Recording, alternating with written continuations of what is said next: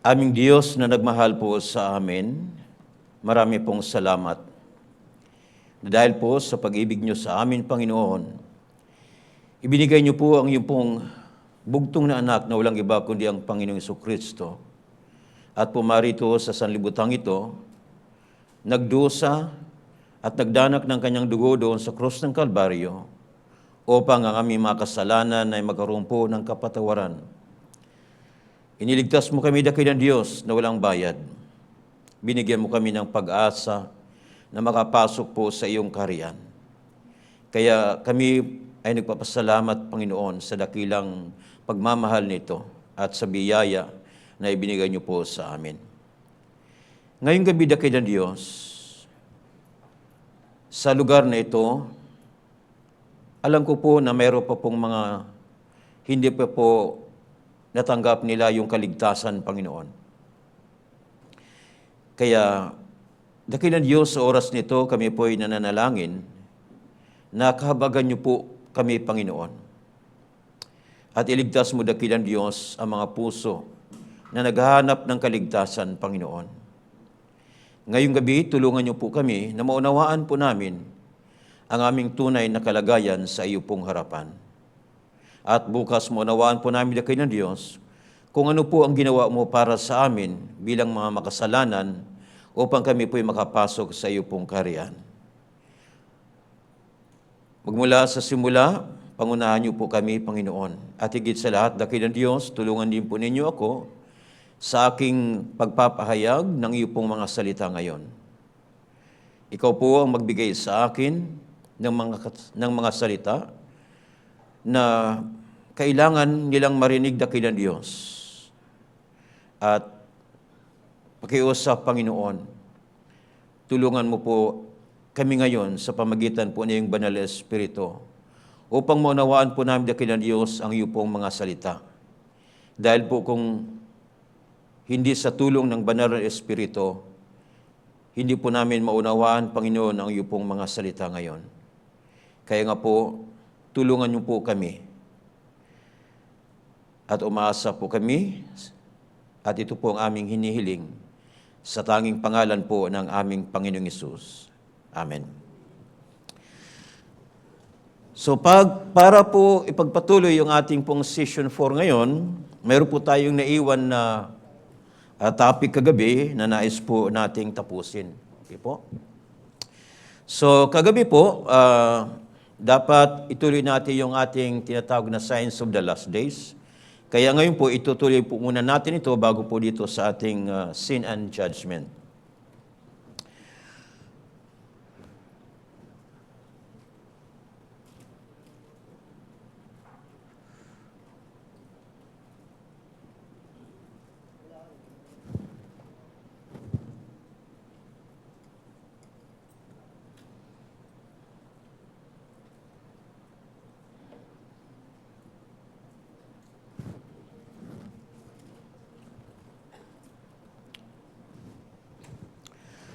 So, sa ngayon po, alam po natin, nasa taong 2025 na po tayo.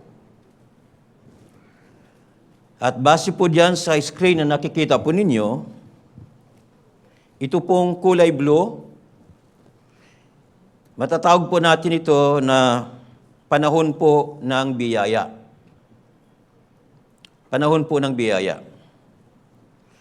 At ito rin po yung tinatawag natin, panahon po ng Espiritu, at panahon din po ito ng iglesia, at panahon din po ito ng tinatawag po natin ng mga hintil. So, yan po yung panahon na yan. Ang ibig sabihin po,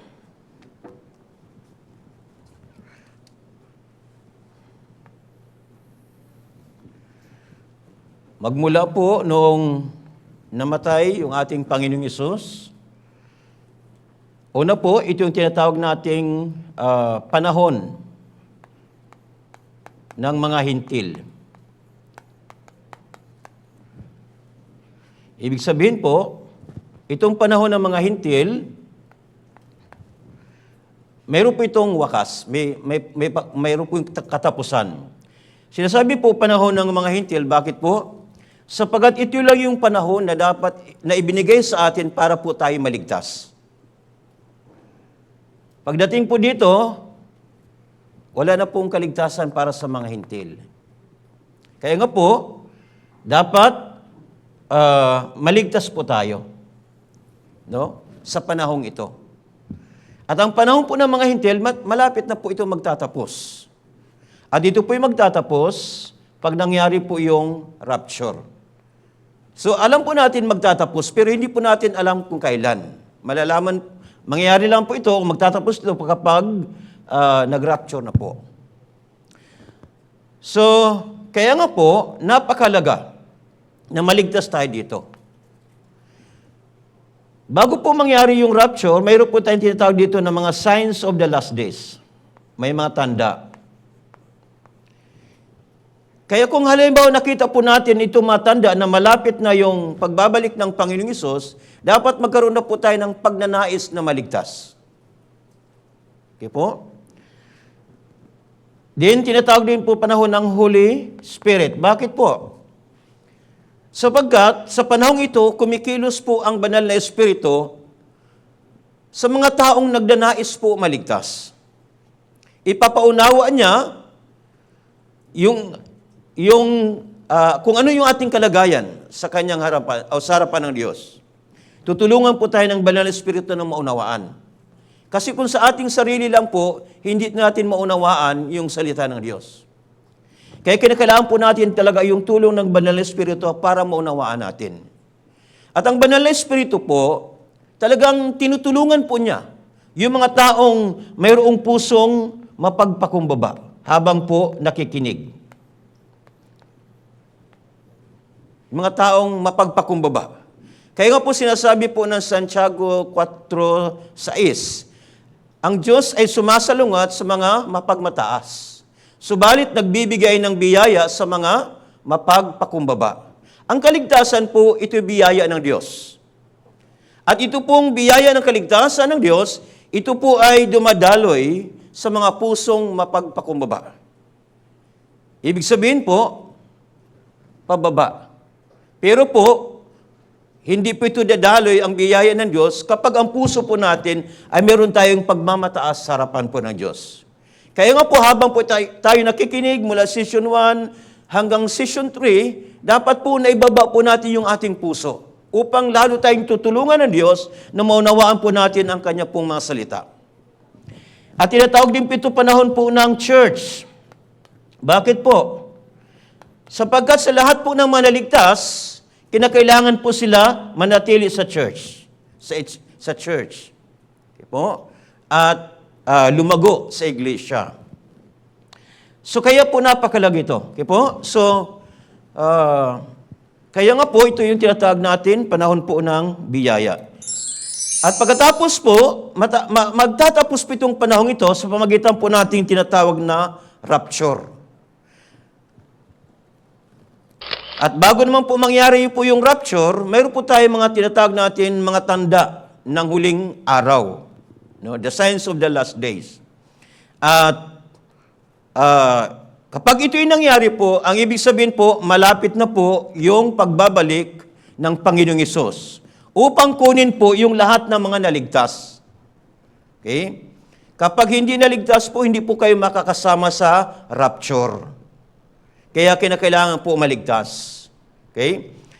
So, titingnan po natin, ano po ito muna, yung mga signs ng malapit ng pagbabalik po ng Panginoon. Yung mga tanda ng pagbabalik. Una po, sabi po dito, the occurrence of disasters, such as yung mga lindol, tapos tagutom, at giyera. So isa-isa po natin, una po yung tinatawag po natin na mga lindol. So alam po ninyo, nakaraan lang mga araw, di ba po, nagkaroon ng lindol tayo sa Cebu, Bugos, Cebu. At marami po yung mga building na bumagsak at marami din po yung mga taong namatay. Kaya po tinatawag po natin ito dangerous earthquake. Bakit po? Sapagkat ang lindol po natin ngayon ay palakas na po siya. Hindi po pahina, kundi lalong palakas ng palakas itong mga lindol na nangyayari. At ito rin po ay nakasulat na rin po sa Matthew chapter 24 verse 7. At ang mga lindol sa iba't ibang dako. Kaya nga po, kung papansin natin, ito po yung naging resulta sa mga iba't ibang lugar, no, ng Pilipinas dahil po sa tinatawag nating mga lindol. At ito po ay tumataas ng tumataas po, no? Habang palapit ng palapit yung pagwawakas ng ating panahon, talagang napakarami na po ang nangyayari po ng mga paglindol sa iba't ibang dako. Ganun po yung tinatawag nating tagutom. Ito rin po yung nangyayari na po, hindi lamang po sa atin, maging sa iba't ibang mga bansa po, nangyayari na po talaga ito. So mga batang gustong kumain pero walang makakain. And then, isa pa po, meron tayong mga tinatawag na mga digmaan. No? Nakasulat din po ito sa Matthew chapter 24, verse 6. At ito hindi na po kayang mapigilan pa, sapagkat nakasulat na po sa Biblia. Kaya marami po sa ating mga karatig mga bansa, gusto po nila magkaroon ng sandata para meron silang panglaban. No po? At mababasa rin po natin ito sa mga pahayagan na talagang marami na pong mga bansa ang mayroon pong itinatagong mga nuclear bomb. At ito rin po ay sinabi po talaga ng Biblia.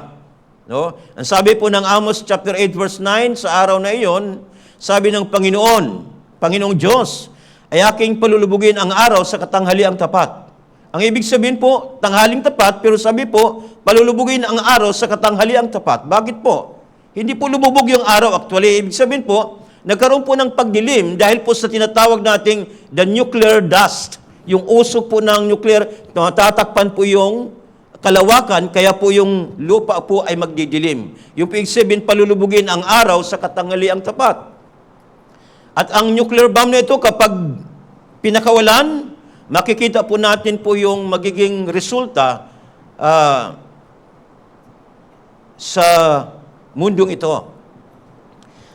At sinasabi na nga po ng Biblia ito, no, maging sa Sefanyas, sabi nga, aking pupuksin ang tao at hayop, lilipulin ko ang mga ibon sa impapawid at mga isda sa dagat. Gamit po yung tinatawag nating mga nuclear bomb. Sabi nga, ang larawang ito, kung papasin ninyo, akala ng iba, mayroong higanting lapis. Hindi po yan higanting lapis. Isang nuclear bomb po yan. Ano po?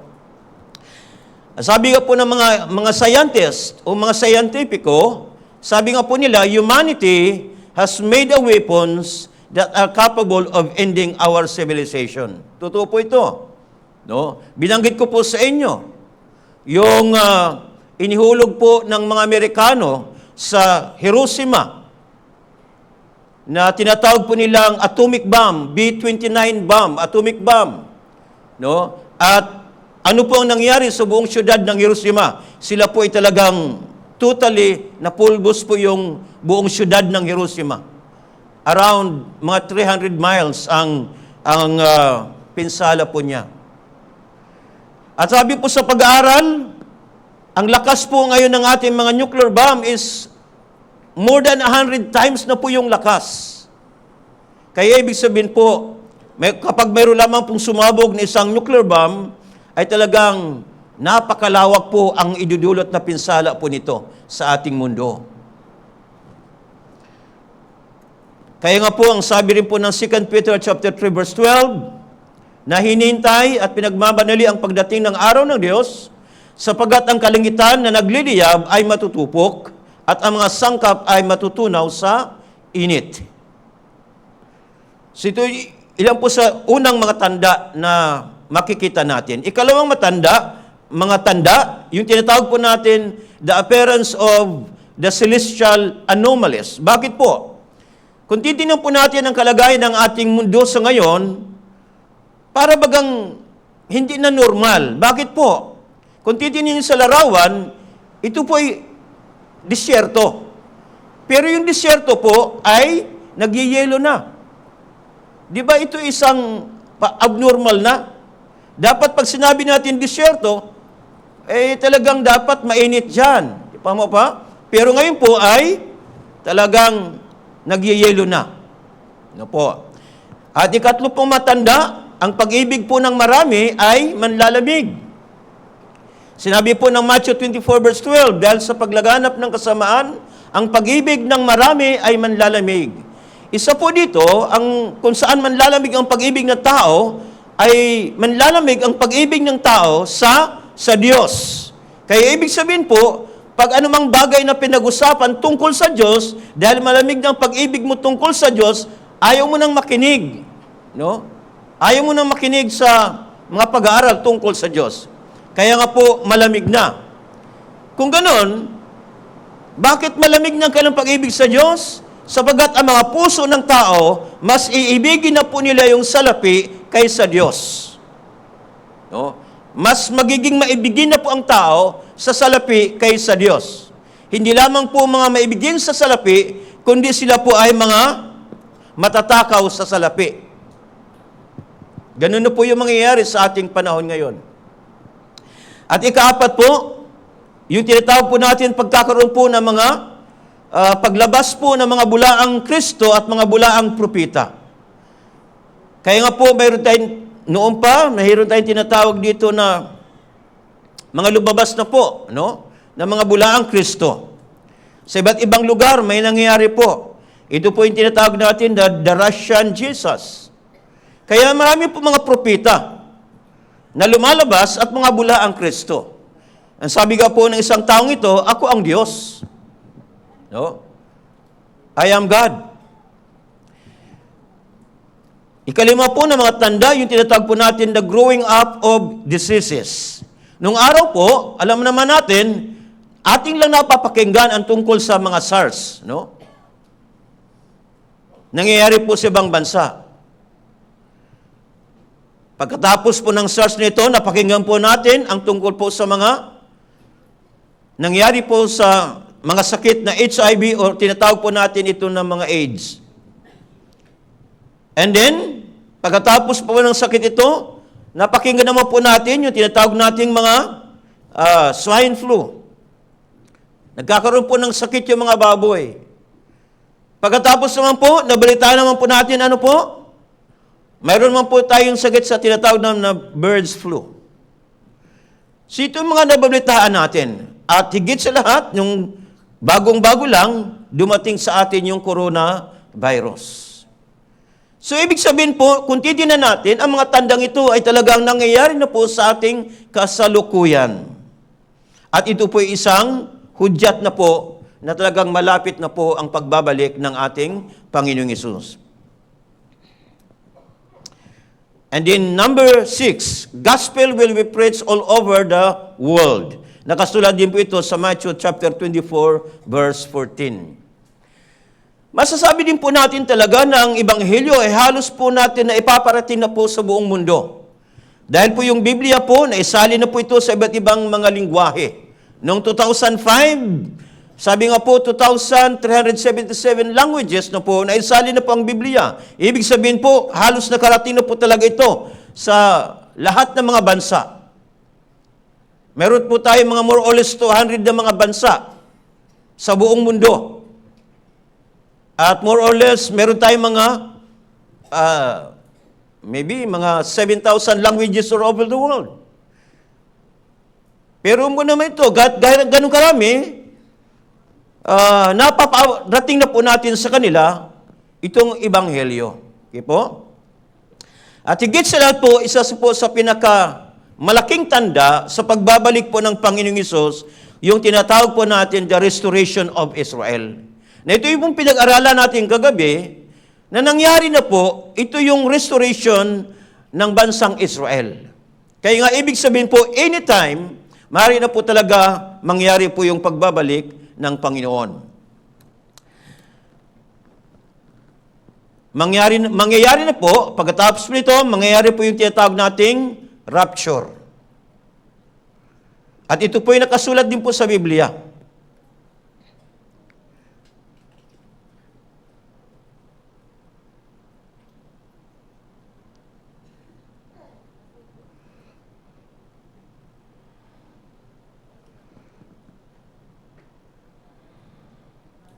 Kaya tingnan po natin ano ba itong rapture para Jesus Christ is coming back for his church.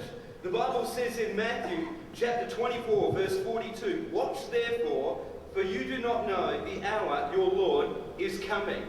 I want you to know, church, that Jesus Christ could come this month, or he might come next week, or he could even come.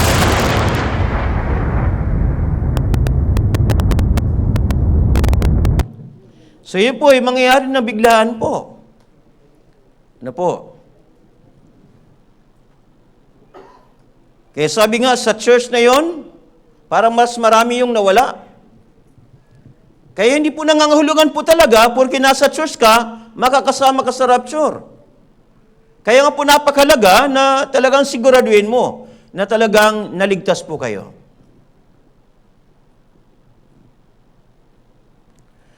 So pagkatapos po nito, mangyayari po yung tinatawag natin, the 7 years tribulation. Itong rapture po, simple lang po, bababa ang Panginoong Hesus sa kalawakan at yung mga ligtas po ay sasalubungin po ang Panginoong Hesus sa papawirin. Ito po ay napakabilis, no? Sa ating illustration, mabagal lang, pero isang saglit, isang kisap mata lang po yan. Ang sabi po ng unang Korinto 15:52, ang sabi po, sa isang saglit, sa isang kisap mata, sa huling pagtunog ng trumpeta, sapagat ang trumpeta ay tutunog at ang mga patay ay mabubuhay na walang pagkasira at tayo'y babaguhin.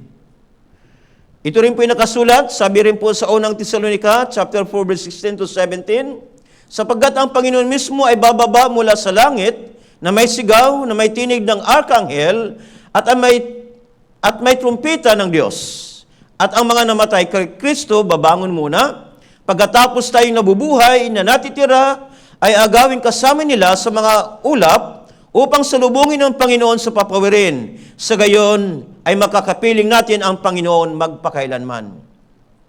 Kaya nga po, kung ang mangyayari, sabi rin po ng Biblia, may dalawang taong pumunta sa bukid, ang isa'y kukunin at ang isa'y iiwan. Siyempre po, pag-araw, ito po'y panahon po ng pagtatrabaho. Kaya sabi po ang isa, kukunin, ang isa, iiwan. Kaya mangyayari po, bigla lang po, mawala yung isa. Yung po yung tinatawag nating rapture. Sinasabi naman po ng Biblia sa Lucas 17 verse 34, sinasabi ko sa inyo sa gabing iyon, may dalawa sa isang higaan, ang isa'y kukunin at ang isa'y iiwan. Gayon din po mangyayari. So kung titignan natin, sa kabilang banda, may dalawang nasa higaan. Ibig sabihin po, gabi, natutulog sila. Sa kabilang banda naman po ay araw. Ibig sabihin po, kalibaw dito sa ating ngayon gabi, pero sa ibang lugar po ay araw. So, maging gabi man o araw, mangyayari po itong rapture. Okay po? At pagkatapos po nito, papasok na po yung tinatawag natin, the 7 years tribulation period. Bakit tinatawag po ito na 7 years tribulation period? Sapagkat dito po sa tinatawag natin 7 years tribulation period, mayroon pong mangyayari po dito na tinatawag nating una, yung pitong tatak ng sumpa ng Panginoon o galit ng Panginoon. No? May 7 tatak. Okay? Pagkatapos nitong 7 tatak, igagawad naman po niya yung 7 trompeta. At pagkatapos naman ito, matapos yung 7 trompeta, igagawad naman po niya yung kanyang puot sa tinatawag po natin 7 mangkok. Kaya nga po tinatawag ito na tribulation period. Doon po, diyan po sa lugar na yan, talagang mahirap. No? At mayroong mga pagkakataon dyan ng 1/3 of the population ng mundo mamamatay dito sa 7 years tribulation period. Kaya, ito po'y nahati sa dalawa. 3.5 years plus 3.5 years. So, total of 7 years. At dito po mangyayari po yung tinatawag nating one world government o tinatawag po natin false peace. Kaya kung nagbabasa kayo ng Book of Revelation, pagdating po sa chapter 6, mababasa nyo kaagad ang tungkol sa iba't ibang kulay ng kabayo. Mababasa po ninyo yung puti na kabayo. Ito po ay magdadala po ng false peace sa mundo. Sa pangunguna po nito ng Antikristo. And then, mangyayari naman po dito yung mabubuo po sila, yung tinatawag po natin the 10 European nations. Mabubuo po sila. Yun po yung nakaayon po sa propesya. No? Sa propesya po ni Daniel, na yung tungkol po doon sa estatwa, yung 7 daliri ng paa, mabubuo po sila. At pagkatapos po, yung 144,000 na maliligtas sa pamagitan po ng 2 witnesses ng Panginoon na bababa mula sa langit, na magpapahayag po sa mga Hudyo at sila po ay maliligtas. Mga Hudyo na lang po ang maliligtas, wala na pong hintil. Okay? Kasi ang ating pong chance, nagwakas na. Okay? Then, pagkatapos po dito, muling may tatayo ang templo. Sa ngayon po, walang templo. Pero po ito ay may tatayo sa loob po lamang ng 3.5 years. Napakabilis po nilang maitayo ito. Ano po itong one world government?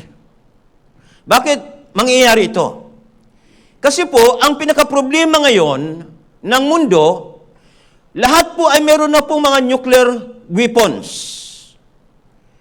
Kaya meron po mga iba na sinasabi, okay, para maiwasan po natin ang problema sa nuclear weapons na ito, kinakailangan magkaisa na lang tayo.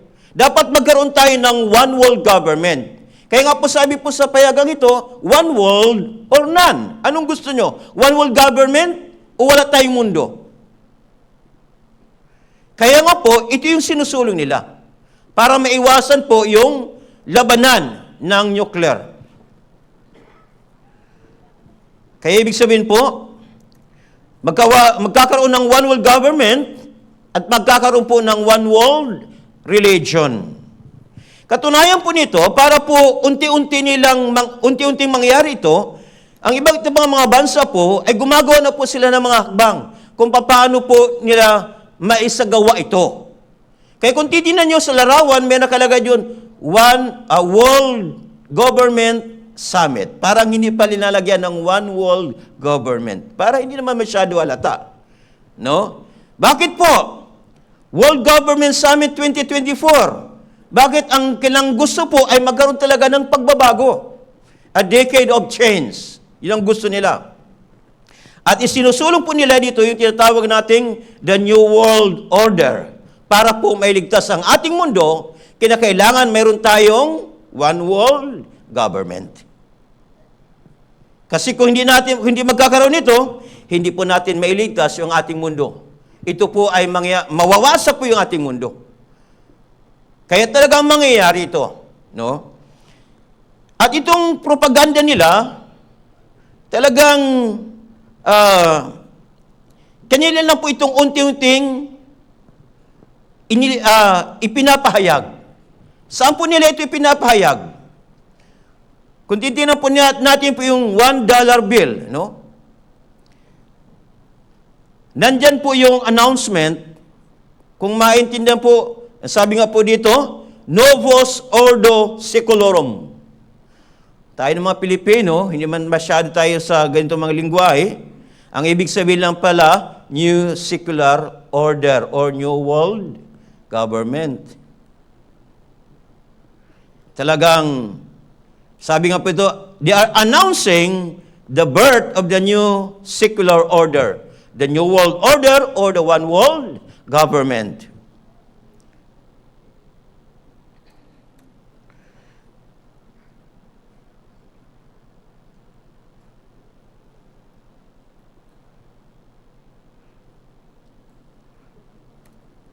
At pagkatapos po naman ito, naligtas po yung 144,000 na mga Hudyo, But at the beginning of the 3.5 years, lahat po ng 144,000 na mga Hudyo na naligtas, sila po yung mga pupugutan ng ulo sa pamagitan po ni Antichrist. At pagkatapos po dito, isusulong na po yung tinatawag nating 666 mark. Okay? Hindi ko na po masyado detalyado ito po sapagkat nais ko po bigyan ngayon ng halaga po yung ating talaga Session 4. Then magkakaroon po na po ng mga chip or barcode ang mga lahat ng bagay. Ito po ay sinusulong na rin ngayon. Parang nasa pagsasagawa na rin ang marami nito, nagsasagawa na talaga. No, parang preparatory na po ito talaga, no? Kaya meron tayong tinatawag nating the anatomy of the barcode. Ito yung tinatawag nating 666. Dati po, inilalagay muna ito nila sa mga produkto o mga pagkain. Sinubukan po nito ilagay sa mga preso. Kasi po, nahirapan sila magbilang. Kung gusto na ilabas yung mga preso, nahirapan sila magbilang, baka magkamali pa. No? Paglabas, isa-isa mong bilangin. Pero kung mayroon na silang tatak, ay basang-basa ng computer kung ilan yung kalabas. Kung sila papasukin mo naman, alam din po kung ilan yung nakapasok. Ano po? So, inilalagay na po sa tao. Yung paglalagay po ng mga microchips sa ngayon po. Nung araw, sabi po sa report nito, 1998. Ang sabi po, from that time, in 10 years' time, you will have a machine that can understand your voice command. Kaya nga pagkatapos po ng 10 years, nangyari po talaga ito. Okay po?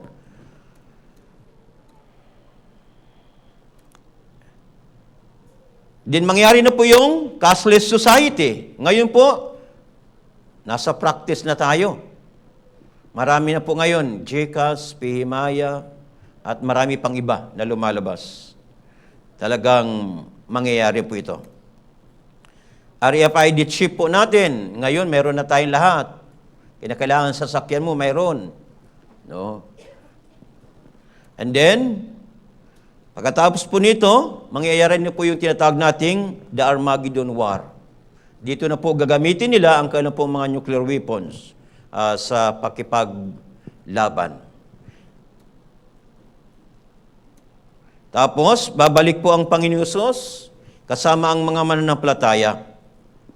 Jesus' second coming. At para po siya po ay mamumuno po sa millennial kingdom. So, ito po ay parang ano lang po, parang pasilip lang kung ano po talaga ang mangyayari sa hinaharap. Hindi ko na po masyado detalyado, ano po. Kasi kinakailangan po ngayon idetalyado ko, yun talagang session 4 natin sa ngayon. Okay po? Kaya pag-usapan po natin ngayon, yung ating pong session 4 regarding sin and judgment. Okay po? Handa na po ba kayo? Para sa session 4. Okay. Basahin po natin ang unang talata po natin. Memorize na po ba? Hindi pa po, Pastor. Sige po, basahin po natin. John chapter 3 verse 12. Basahin po natin. 3, 2, 1. Ang mga bagay na makalupa at hindi nyo paniniwalaan, paano ninyong paniniwalaan kung sasabihin ko sa inyo ang mga bagay na makalangit? Muli po, sabi po ng Biblia, kung sinasabi ko sa inyo ang mga bagay na makalupa at hindi ninyo paniniwalaan, paano ninyo paniniwalaan kung sasabihin ko sa inyo ang mga bagay na makalangit? Base po dito sa ating session 4, mayroon pong mga tinatawag tayong mga makalupang batas at mga makalangit na batas. Pag sinabi natin makalupang batas, ito po yung mga bagay na makalupa. Makalangit na batas, ito po yung mga bagay na makalangit. Siyempre po, dito sa makalupang batas, mayroon po tayong tinatawag na hukom o tagapaghatol.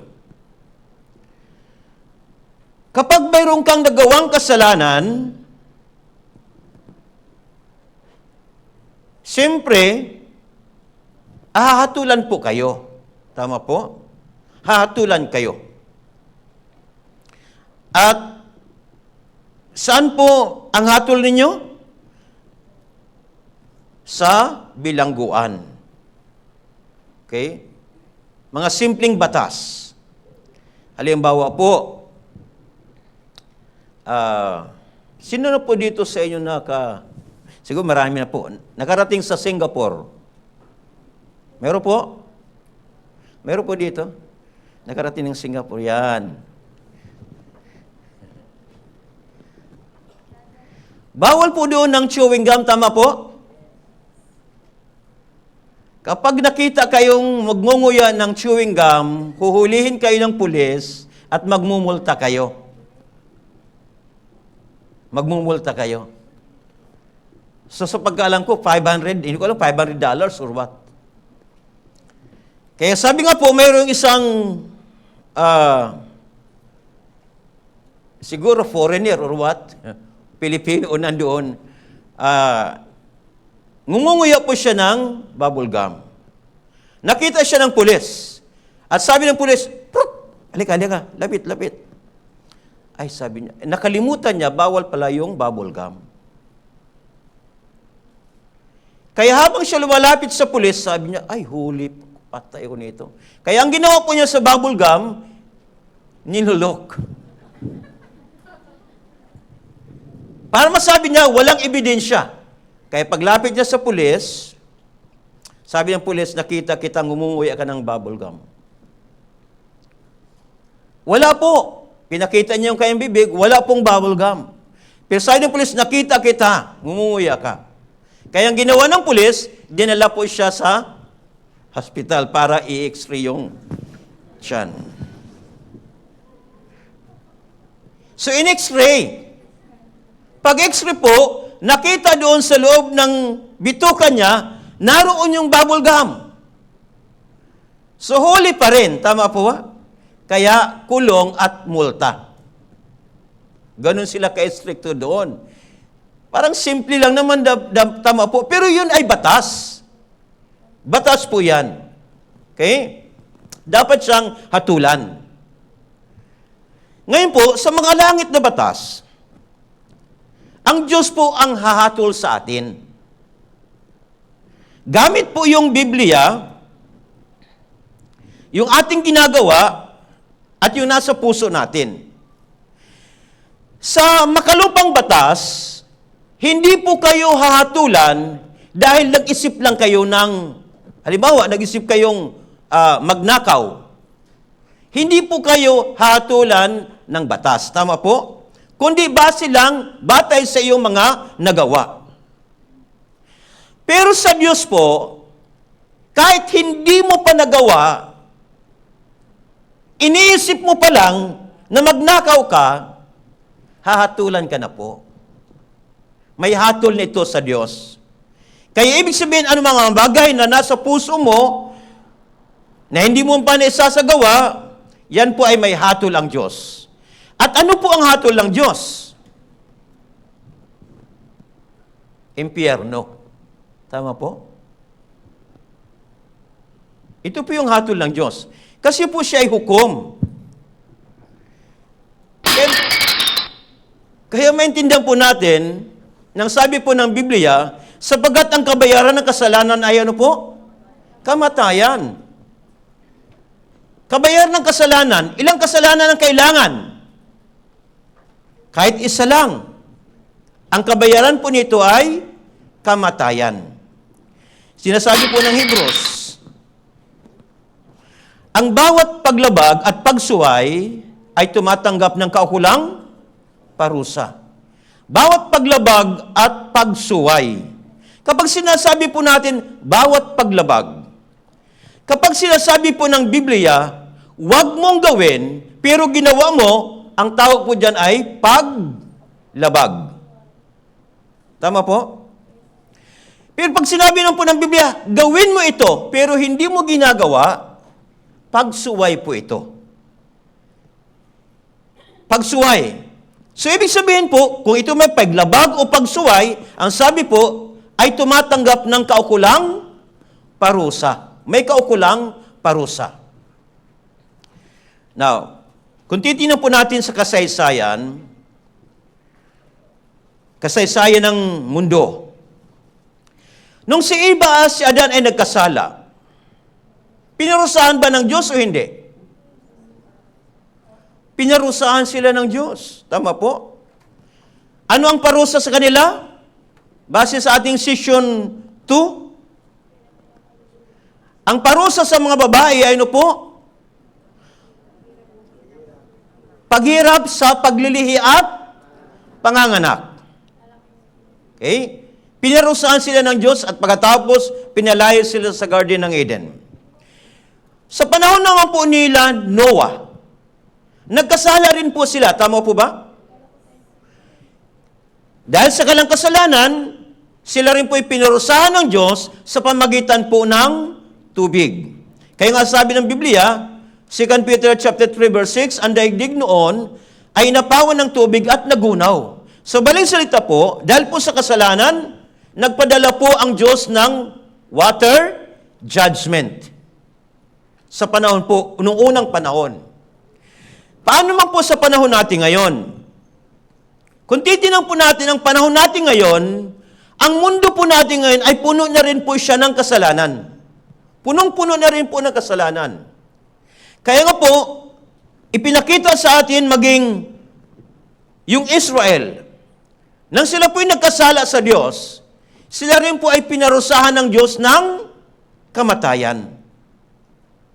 Maging po ang Sodom at Gomora, dahil po sa kasalanan nila, pinarusahan din po sila ng Diyos ng apoy. Sa pamagitan din po ng apoy. Kaya ngayon po, itong ating mundo, kasalukuyang mundo, ano po ang darating na katulan para sa ating mundo? Kaya nga po sabi ng Biblia, 2 Peter 3:7, ang kasalukuyang langit at lupa ay iniingatan para sa apoy. Ibig sabihin po, ang ating mundo ngayon, ito rin po ay mawawasak sa pamagitan po natin tinatawag na fire judgment.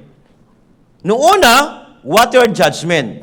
Ngayon po ay apoy na. Pastor, parang imposible mangyari yan. Kasi luntian naman yung ating kabundukan. Paano mangyayari itong fire judgment? Parang, ang kalagayan po natin ngayon ay walang pinag-iba sa panahon nila Noah. Yung mga tao sa panahon nila Noah, para sa kanila, imposible na mangyari po yung water judgment kasi wala namang ulan. Hindi pa nagpapaulan ang Diyos. Kasi isipan nila, imposible na magkaroon po ng water judgment. Sa ngayon naman, sa ating isipan, parang imposible din, Pastor, magkaroon ngayon ng fire judgment. Pero nakasulat na po sa Biblia. Kung ano man ang nakasulat sa Biblia, ito po ang mangyayari at hindi na po yan magbabago pa. Magwawakas po yung ating mundong ito sa pamagitan po ng fire judgment. Pagkatapos po ng muli, magkakaroon po tayo ng tinatawag nating millennial kingdom. Pagkatapos po ng millennial kingdom, magkakaroon ulit ng paghahatol ang ating Panginoong Jesucristo. Ano ang hatol niya?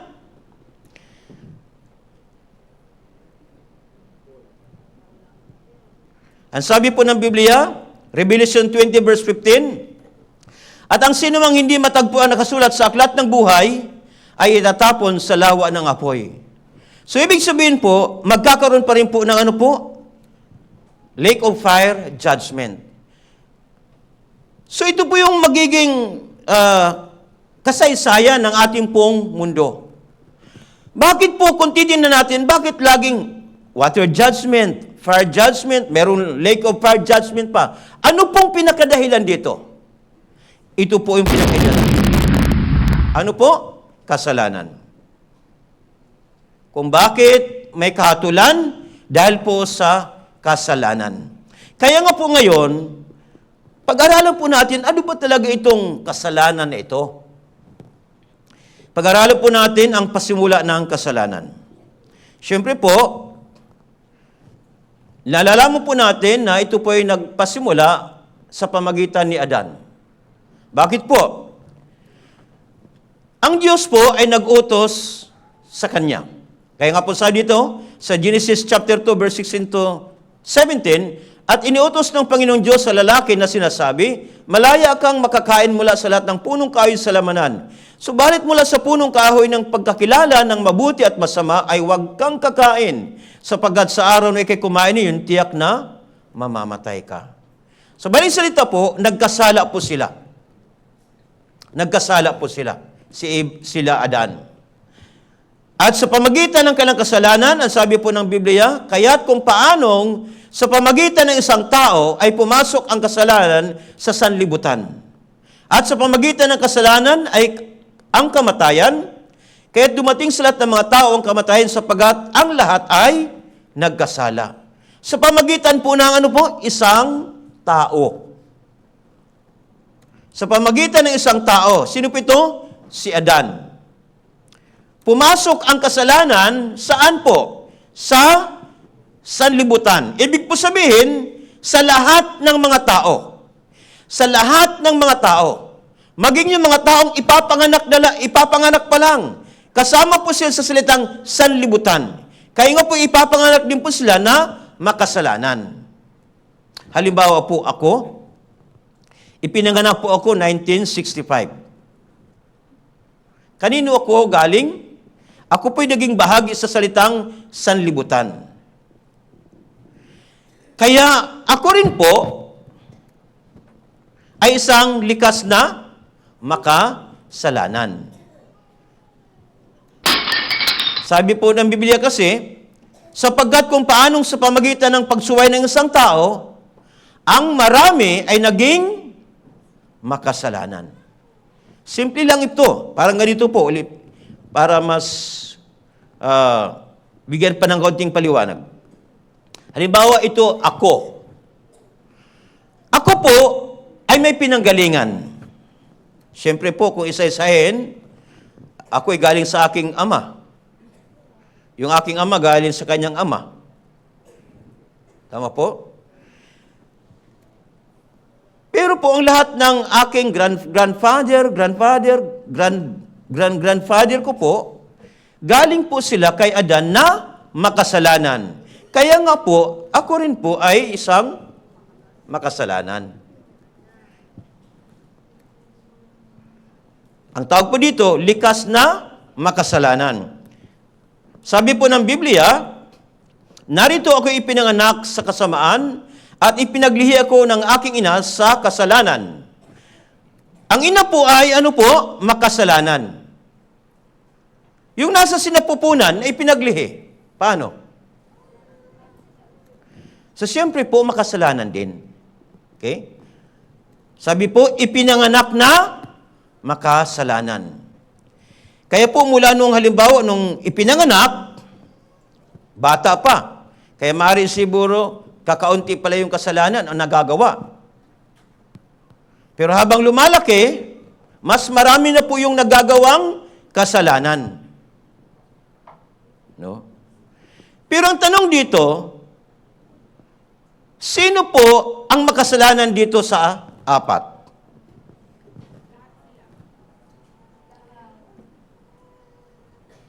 Itong bata, sabi natin, isang pa lang yung kasalanan na gagawa niya. Yung ikalawa, 3. Ikatlo, marami na. At yung medyo matanda na, marami ng kasalanan na gagawa. Kaya po, ang tanong dito, sino ang makasalanan?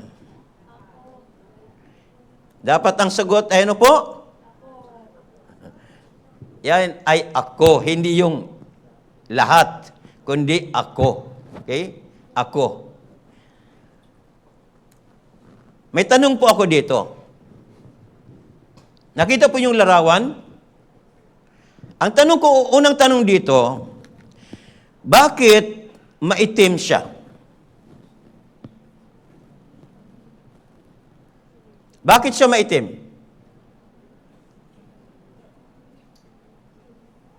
Kasi negro. Ganun ba? Bakit siya maitim?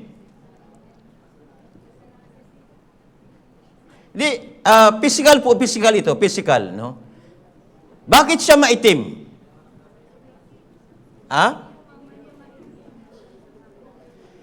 Okay. Siya po ay maitim kasi nanggaling po siya sa kanyang magulang na maitim din. Naintindihan po? Kung maitim siya at ang kanyang mga magulang ay maputi, isa lang ibig sabihin. Ampun ako. Ampun. Naintindihan po? So, ibig sabihin po, siya ay maitim kasi nanggaling po siya sa kanyang magulang na maitim. Kaya nga po sinasabi ng Biblia, mababago ba ng taga-Ethiopia ang kanyang balat? Kaya ba niyang baguhin ang kanyang balat? Pwedeng baguhin? Ngayon, meron na tayong mga gamit pang paputi. Mga sabong pang paputi. Ngayon, kung halimbawa bibili siya ng sabong pang paputi, puputi siya o hindi? Imposible na puputi siya kasi itim na talaga yan. Kahit kuskusin niya yung kanyang balat, masusugatan na lang yan, itim pa rin talaga siya. Naintindihan po? Itim. Hindi niya kayang baguhin. Kaya nga po sabi po ng Jeremiah 2:22, kahit maligo ka ng lihiya. Yung lihiya po, ito isang klaseng chemicals din po, parang pangpaputi rin siya. At gumamit ng maraming sabon, ang mansa na yung pagkakasala ay nasa harapan ko pa rin, sabi ng Panginoong Diyos. So, ibig sabihin po nito, ang tao po ay walang kakayanan na alisin ang kasalanan. Hindi mo mababago ang iyong balat. Naintindihan po? Okay, mas ipaliwanag ko pa po. Ano po ito? Basahin po natin, ito ay puno ng orange. Sigurado po kayo, puno ng orange yan? Sinabi na nga, ito ay puno ng orange, ayaw pa nyo maniwala eh. Maliwanag na eh. Ito ay puno ng orange, ayaw mo pa rin maniwala. Parang sinasabi na nga ng Biblia, makasalanan ka, ayaw mo pa rin maniwala. Ha? Makasalanan? Naintindihan po ba? Ito ay puno ng orange. Okay. Ngayon po, mayroong isang maliit na puno. Ang maliit na puno na yan ay galing po sa puno na malaki. Ngayon, ang tanong ay ganito. Anong puno yung maliit? Bakit po orange? Kasi galing sa puno ng orange. Kaya orange siya. Naintindihan po ba? Kahit wala nakalagay, orange na puno yan. Ang sinabi po, galing siya sa puno ng orange, kaya orange siya. Tama po. Anong puno ito?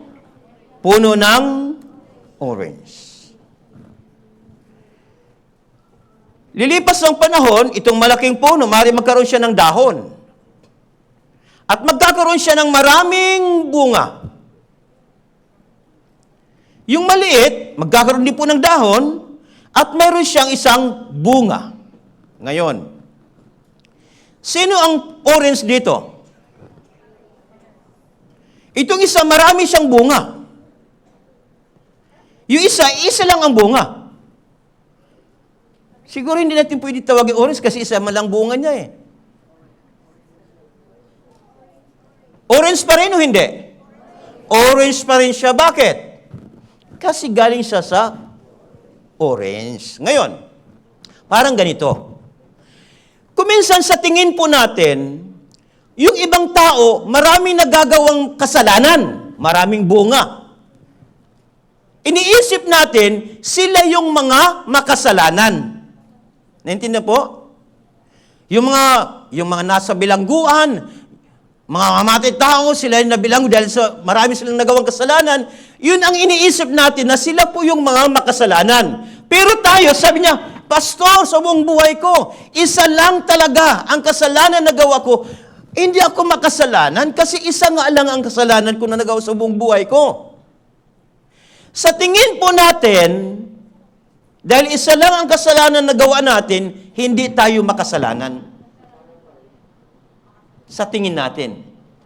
Pero ang totoo, ano tayo? Makasalanan. Naintindihan po? Orange pa rin, ibig sabihin, makasalanan. Okay, baguhin ko.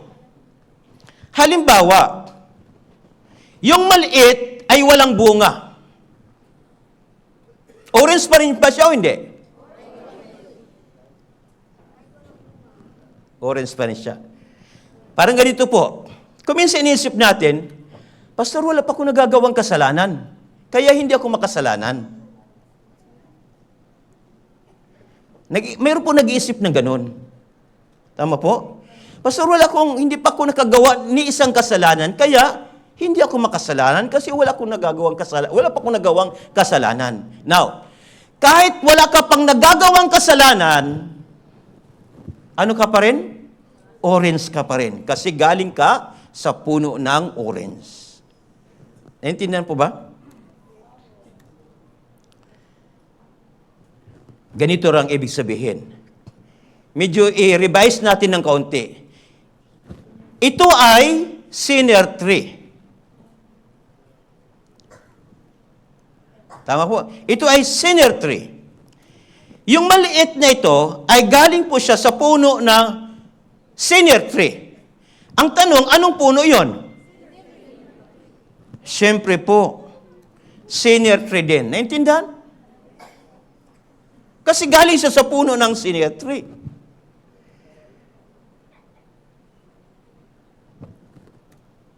Pagbubunga,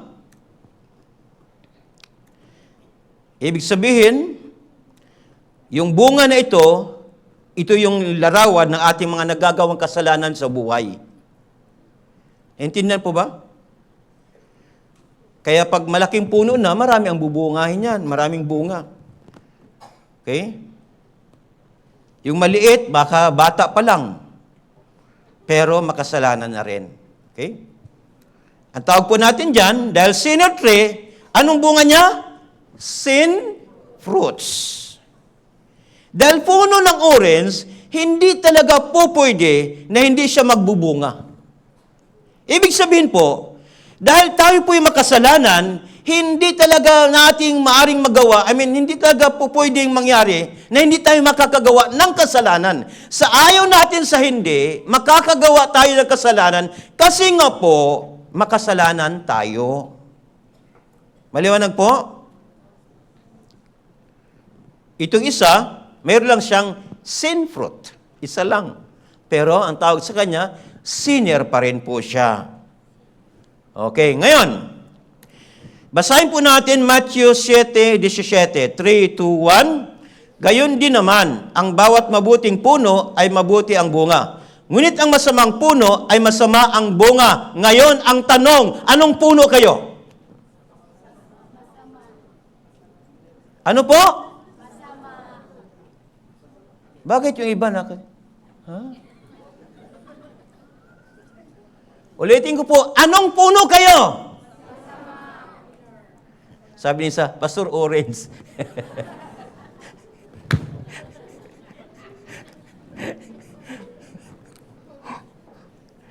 Base po sa binasa natin dito. Dalawa lang, masamang puno, masamang bunga. Ang mabuting puno, mabuti ang bunga. Ngayon, tayo po, talagang masama yung nagiging bunga. Bakit masama tayo? Pastor, masama ba magbigay ng ulam sa kapitbahay? Masama. Oh, grabe naman yan, masama. Bakit? Yung isang kapitbahay mo lang ang binibigyan mo. Itong kapitbahay mo ng isa, ang sabi niya, ang sama ng ugali talaga niyan. Bakit? Yung kapitbahay lang niya lagi na isa ang binibigyan, pero ako, minsan, hindi man lang ako nabigyan. Ang sama talaga ng ugali niyan. Tingnan ninyo, di ba? Nag-isip ka na mabuti ang ginagawa mo, pero sa tingin ng iba, masama ang ginagawa mo. Kaya ang tanong, sino ako sa harapan ng Diyos? Ako ay isang makasalanan. Maraming kasalanan. Kaya nga po, masabi natin, masama ako. Basahin po natin, 3, 2, 1. Bakit ang hirap magbasa? Dahil masama tayo, ang sabi po ngayon ng Isaiah, chapter 64, verse 6, basahin po natin, 3, 2, 1, kaming lahat ay naging gaya ng isang marumi, at ang lahat naming katuwiran ay naging parang maruming kasuotan. Kaming lahat ay nalalantang gaya ng dahon, at tinatangay kami ng aming mga kasamaan na parang hangin. Ang sabi po dito, kaming lahat ay naging gaya ng isang marumi. Gaya ng isang marumi. Ang kalagayan po natin sa harapan po ng Diyos, dahil makasalanan tayo, tayo po yung mga marumi sa paningin ng Diyos. Marumi. Tulad po halimbawa nito. Sino sa inyo po sa probinsya nung araw na mayroon kayong CR na ganito? Yung bang naghukay kayo sa lupa, pagkatapos lilagyan lang yun ng 2 tabla at doon na kayo uupo. Ang tawag ko sa CR na ito ay plok-plok. Bakit po? Kasi pag medyo marami ng laman sa ilalim, ano nangyari? Pag medyo binitawan mo na, plok. Plok. Di ba? Ganun siya. At doon sa ilalim, may nakaabang na, yes, mayroon ng supply na dumating. Di ba po? Sino yung naghihintay doon sa ilalim? Yung mga uod. Tama po. Para sa mga uod, supply. Tama po. Ang sabi nitong may 4 na uod dito. Sila po ay mga una. Yung isa, yun ang natili pa doon sa loob. Bad magot. Bad. Itong isa, nagsusumikap, umakyat. Good magot. Yung isa, nakapatong na doon sa tabla. Sabi niya, perfect magot. Yung isa, nakawala na talaga, malayo na. Ano siya? Holy magot.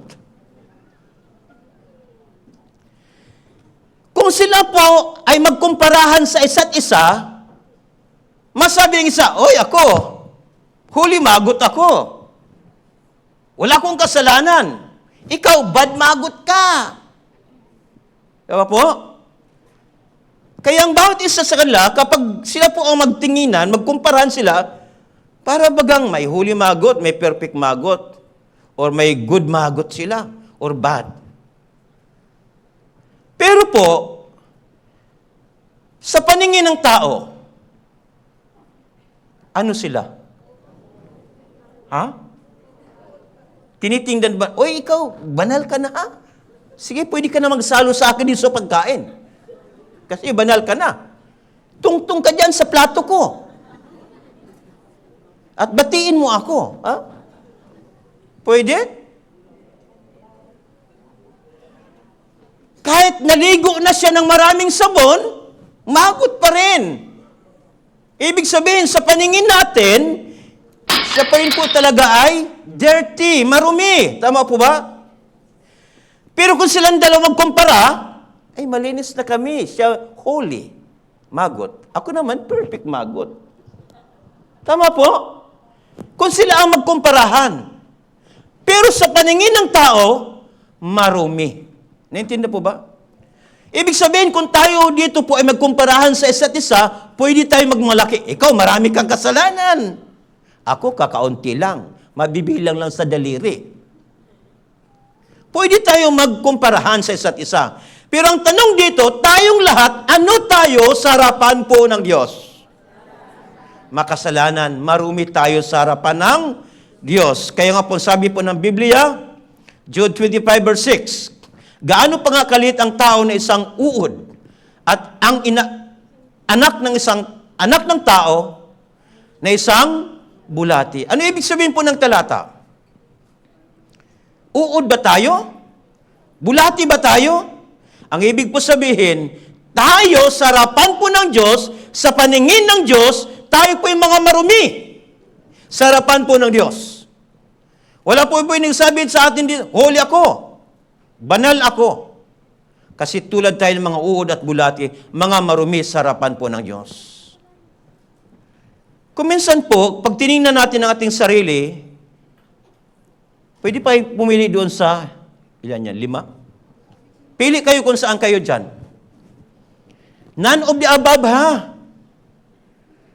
Pastor, meron pa ba? Wala na, huwag ka na maghanap. Pumili ka lang dyan. Nakapili na po ba? Religious person. Ibig sabihin, taong laging nasa simbahan. Okay, maganda. O mabuting tao. O makadiyos na tao. O masamang tao. O taong naniwala sa Diyos. Nakapili na po? Sigurado po nakapili na kayo? May premyo yan, bawat isa. Pag wala kayo napili, wala kayong premyo. Nakapili na po? Nakapili na? Sigurado po nakapili na po kayo? Ang tagal naman yung pumili. Ang hirap pumili. Ngayon, nakapili na po ba? Okay. Dito mag-usap tayo.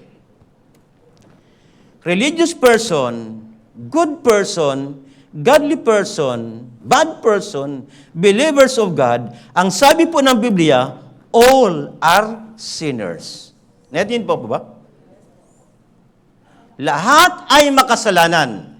Dahil po lahat ay makasalanan, ang parusa po ay kamatayan. For the wages of sin is what? Death. Saan ito? Sa impyerno. Ngayon, nakapili ka kanina, tama po ba? Ngayon, saan ka patutungo? Sa hell. Kaya sinasabi po ng Biblia, Matthew 25:46, ang mga ito'y mapupunta sa walang hanggang kaparusahan, ngunit ang mga matuwid ay sa buhay na walang hanggan. Dito po, sabi, ang mga ito'y mapupunta sa walang hanggang kaparusahan. Pero sabi po dito, ngunit ang mga matuwid ay sa buhay na walang hanggan. Okay po, God is justice. Tama po ba? God is justice. Dahil po ang Diyos ay justice, kapag wala kang kasalanan, ikaw po'y maaring mapunta sa langit. Kung walang kasalanan. Naintindi po? Pero kapag ikaw ay mayroong kasalanan, ikaw po ay mapupunta sa impyerno. Yan po yung justice ng Diyos.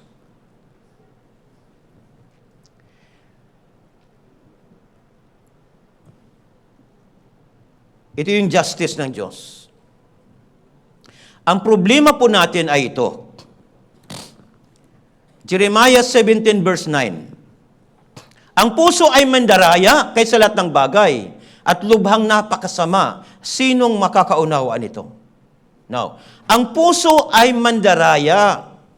Kaninong puso ito? Kapitbahay mo? Puso mo ito. Ang puso ay mandaraya kaysa lahat ng bagay at lubhang napakasama. Kaya nga po, ang puso ay lubhang napakasama. Kaya kung titingnan natin ang puso natin, ayon po sa Marcos chapter 7, verse 21 hanggang 22. Sa puso natin, nariyan po yung, ano po yan una? Kayabangan. Kayabangan. Wala ba kayong kayabangan? Kung minsan humarap kayo sa salamin, gwapo ko talaga. Ang ganda ko talaga. Di ba po? May mga kayabangan. Yung iba naman, pagbago ang relo, ang init naman dito sa lugar ninyo. Ang iba naman, napakahangin dito. Para ipapakita lang pala yung maganda niyang relo. Ang iba naman, pag maganda yung cellphone nila, lalo na pag ano? Anong cellphone niyo, man? Panay ang selfie. Pinapakita lang pala yung bagong cellphone niya, di ba? Mayroon tayong mga simpleng kayabangan. Ano ba po? Pagnanakaw, pandaraya, masamang pagnanasa, pagpatay, kahangalan, masamang pag-iisip, paninirang puri, pangangalunya, kasamaan, pakikiapid, kasakiman, kahalayan. Ito lang po yung nakasulat sa Marcos 7:21 hanggang 22. Marami pa po ang nakasulat sa Roma 1:25 pataas na talata. Kung tayo po ito, meron ito 1, 2, 3. Yung isa, yung number 1, mabait at mabuti. Yung isa naman po, maginoo at magalang. Yung pangatlo, masama at bastos. Ngayon, ang tanong dito, sino ang masama o makasalanan sa kailang tatlo? Ha? Sino? Ang tinatanong ko yun sa kanilang tatlo, hindi. Sino ang masama sa kanila? Sino talaga makasalanan dito? Ang naisip, Pastor, siyempre yung pangatlo. Sa tingin natin. Pero sa harapan po ng Diyos, silang lahat ay makasalanan. Makasalanan. Katunayan po nito, may mga nag-aaral at pinag-aralan nila yung puso ng tao. At nakita nila na ito yung madalas na nakikita nila sa tao, yung katangian ng tao o lumalabas sa tao. Ano ito? Yung puso ng tao. Ang nakikita po, madalas. Ano po? Una, meron pong 7 na madalas po nakikita sa atin. Kaya kuminsan, nasa anyo po ito ng mga hayop. Una po ano to? Mayabang. Yung peacock, mayabang. Kambing, matigas ang ulo. Yung baboy, makasarili. Yung pagong, oportunista. Yung tigre, mabangis. Yung ahas, sinungaling. Yung palaka, marites. Isa-isahin natin. Yung peacock. Siya po'y mayabang at mapagmataas. Mayroon siyang karakteristik na ganito. No?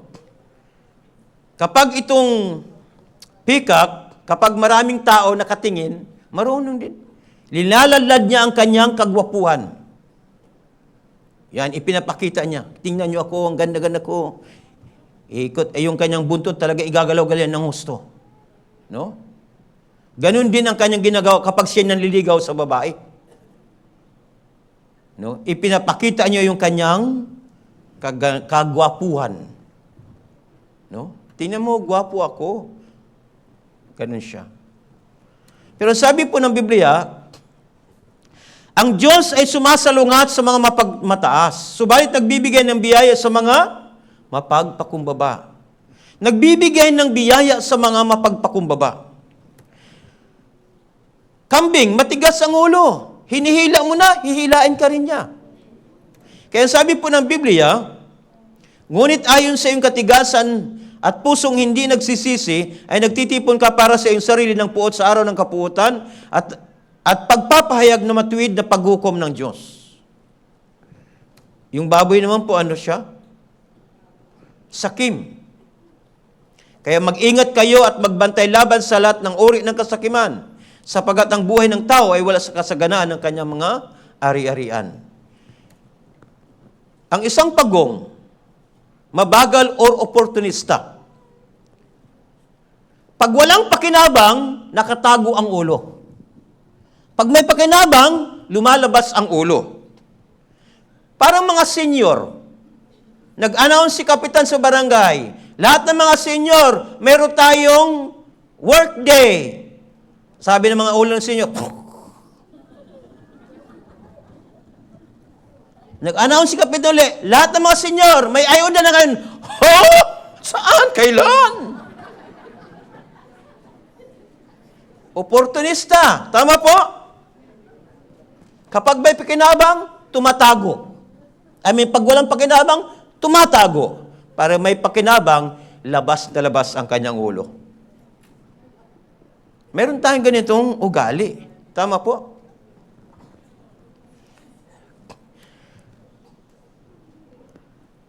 Yung mga tigre, mabangis, nasagil mo lang, sasabihin, ano gusto mo? Gulo or away? Diba? Nasagi mo lang ng kaunti. May pagkababangis sila. O matapang. Okay? Sa mga ahas naman, sinungaling. Kaya nga magsangang dila. Sa harap-harapan, sasabihin sa'yo, ang gwapo-gwapo mo naman. Pagtalikod, akala lang niya. Diba po? Para lang pala makautang, kaya binubulak ang gwapo mo. Hayaan ang Diyos ay maging tapat kahit na ang tao, bawat tao'y sinungaling. Bawat tao'y sinungaling. Ano pa po? Yung palaka, maingay. Mahilig sa chismis. Kaya sabi po, siyang matigas ang ulo at maingay. Ang kanyang mga paa ay hindi tumitigil sa bahay. Yan ang karakteristik ni Marites. Ang kanyang paa ay hindi mo pa matigil sa bahay. Bakit? Karating lang ng bahay, naroon na sa kapitbahay. Hindi mapatigil sa bahay. Okay po? Kaya sabi po ng 1 Samuel chapter 16 verse 7, ang tao ay tumitingin sa panlabas na anyo, ngunit ang Panginoon ay tumitingin sa puso. Kuminsan, gusto natin itago yung kasalanan. Kanino mo itatago? Samantalang nakikita ng Diyos. Alam ng Diyos ang nasa puso mo. Tama po? Makasalanan tayo. At dahil sa ating pagiging makasalanan, hindi rin tayo pumasa sa pamantayan ng Diyos bilang makasalanan. Ibinigay ng Diyos sa atin yung 10 utos bilang pamantayan ng Diyos. So, ibinigay po niya yung una hanggang kailamang utos. Pero sabi po ng Biblia, walang matuwid, wala kahit isa. Ibig sabihin po, walang nakatupad sa una hanggang kailamang utos. Sa kabilang banda, ibinigay rin po niya ang utos tungkol sa kapwa.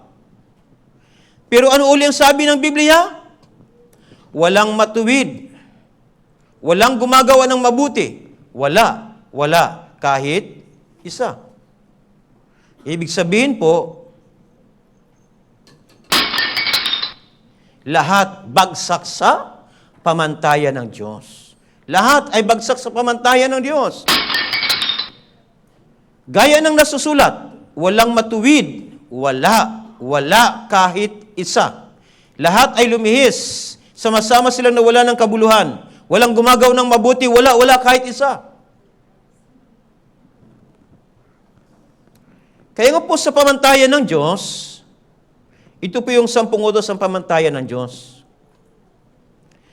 Sabi po ng Santiago chapter 2 verse 10, sapagkat sino mang tumutupad ng buong kautusan, subalit lumalabag sa isa, ay nagkasala sa lahat.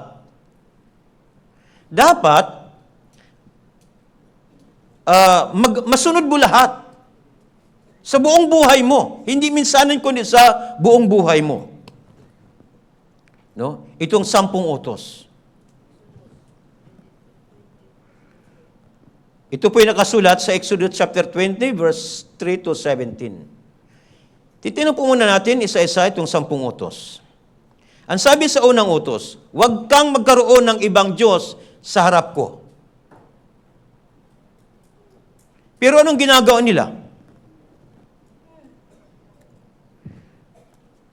Sinamba nila. Dito po sa Gawa chapter 10, 25 to 26, sabi po, pagpasok ni Pedro, sinalubong siya ni Cornelio at nagpatira pa sa kanyang paanan at siya'y sinamba.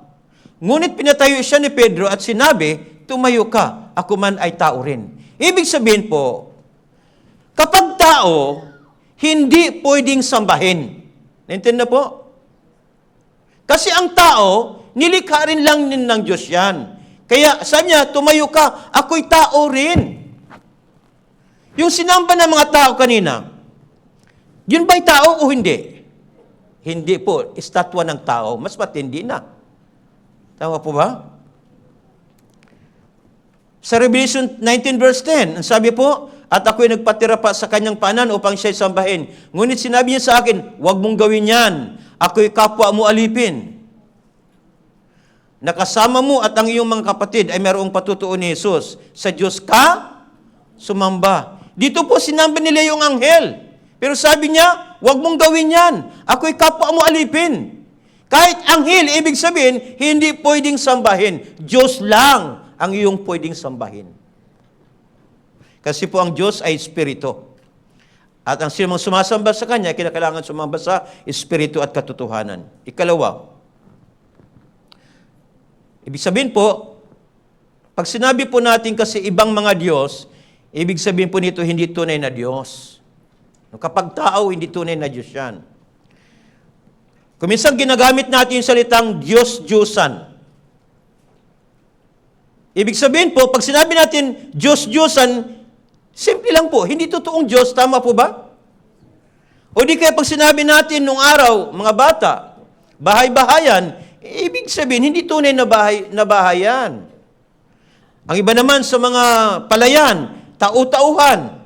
So, hindi rin po totoong tao. Isa pa po, yung kasal-kasalan, totoo bang kasal ito o hindi? Hindi totoong kasal. Ibig sabihin, maraming tao sumasamba sa hindi tunay na Diyos. Kaya lumalabag sila sa utos ng Diyos. Walang Diyos na inanyuan na una sa akin. Liban sa akin, walang tagapagligtas. Pero ito mga Israel, nagkasala rin sila.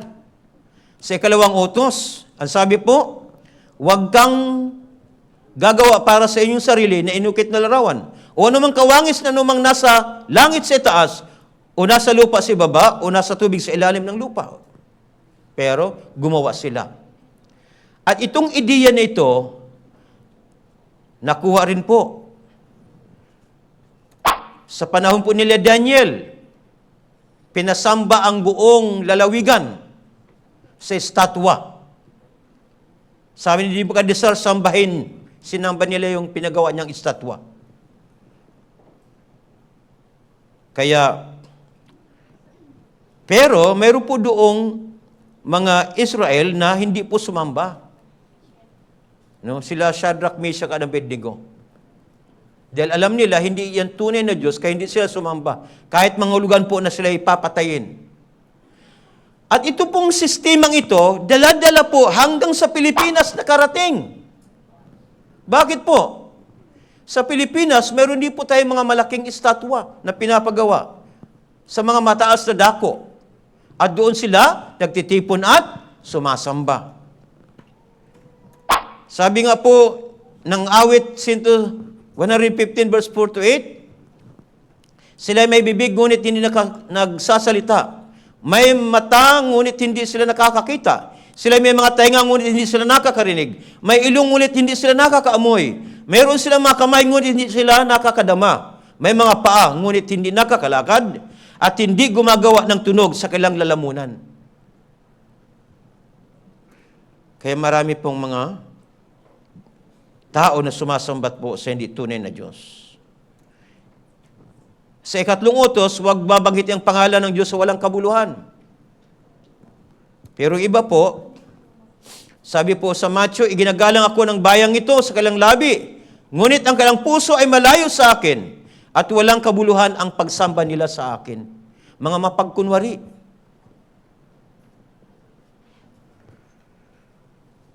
Ang iba po ay gumagamit ng mga ganitong mga phrases, no? Na hindi nararapat. Nagulat lang, anong sasabihin po? Oh my God. Marami nagbanggit nito, nagkaroon ng lindol sa Cebu.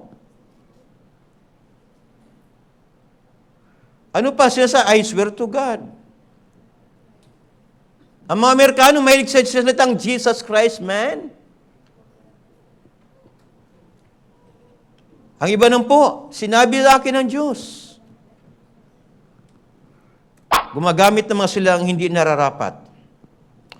Kaya sabi sa Matthew 12:36, subalit sinasabi ko sa inyo sa araw na iyo, sa araw ng paghukom, ay panunugatan ng mga taong bawat salita na binigkas na walang ingat.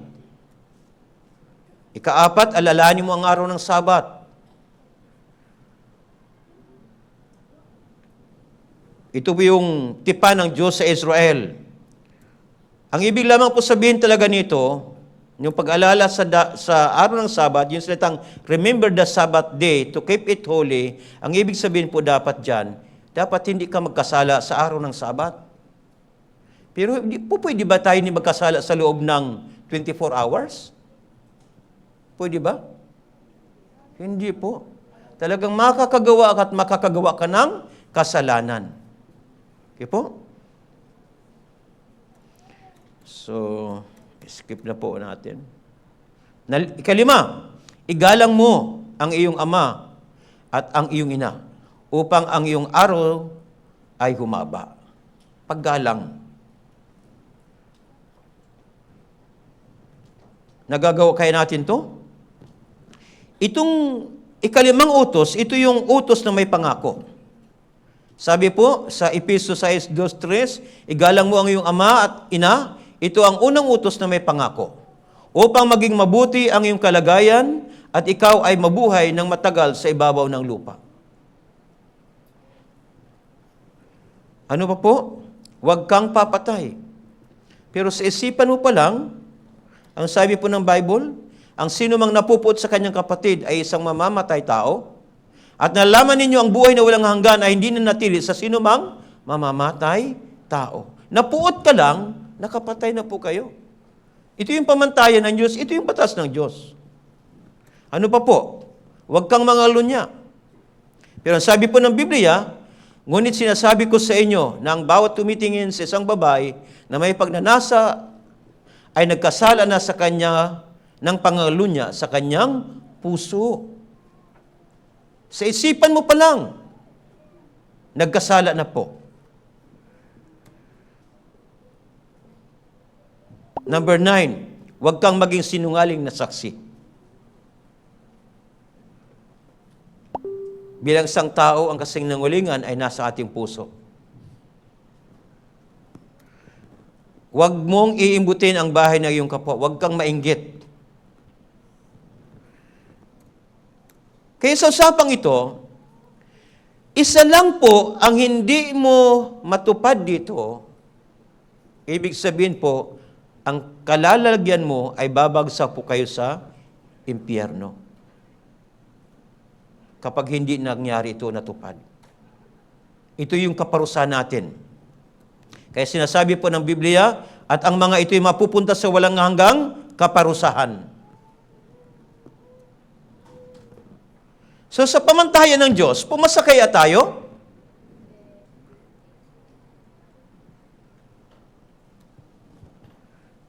First John chapter 3 verse 4, at sino mang gumagawa ng kasalanan ay lumalabag din naman sa kautusan. At ang kasalanan ay ang paglabag sa kautusan. Ibig sabihin po, sa 10 utos, lahat na yon ay hindi po natin nagawa. Bagsak po tayo lahat sa pamantayan ng Diyos. hindi tayo pumasa. Bakit po? Wala po talagang makakatupad. Walang makakatupad o nakatupad sa 10 utos. Kaya ngayon po, dahil hindi po natin ito talagang natupad, ibig sabihin po, may kaparusahan tayo. Anong parusa sa atin? Kaya sabi po sa Roma 3:19, yung nakapula na lang po, at ang buong sanlibutan ay mapasa ilalim ng hatol ng Diyos. Buong sanlibutan. Sa buong sanlibutan ito, kasama po, lahat tayo dito, mapasa ilalim ng hatol ng Diyos. Ano po yung hatol ng Diyos sa mga makasalanan? Sa Revelation chapter 21, verse 8, ngunit sa mga duwag, sa mga hindi nananampalataya, sa mga karumaldumal, sa mga mamatay tao, sa mga mapakiapid, sa mga mangkukulam, sa mga sumasamba sa Diyos-Diyusan, at sa lahat ng mga sinungaling, ang kalang bahagi ay sa lawa na nagliliyab sa apoy na asupre, na siyang ikalawang kamatayan. Ang ibig po sabihin nito ay ang impyerno. Ito po yung ikalawang kamatayan, ang lawa ng apoy.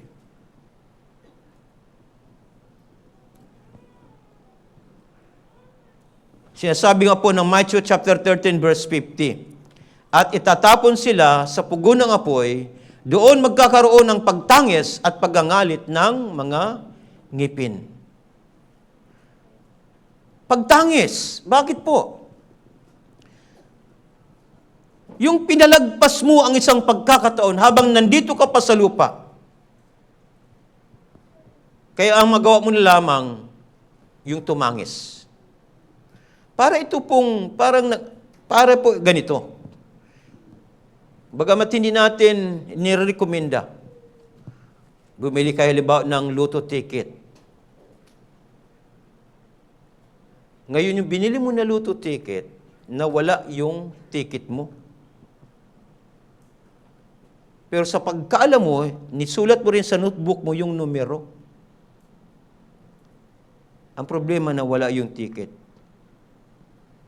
Makiklaim mo ba ang 100 million? Ha? Bakit? Nakasulat naman sa notebook yung number. Ako naman nagsulat. Nawala yung ticket. Tama po. Ano mang gagawa mo?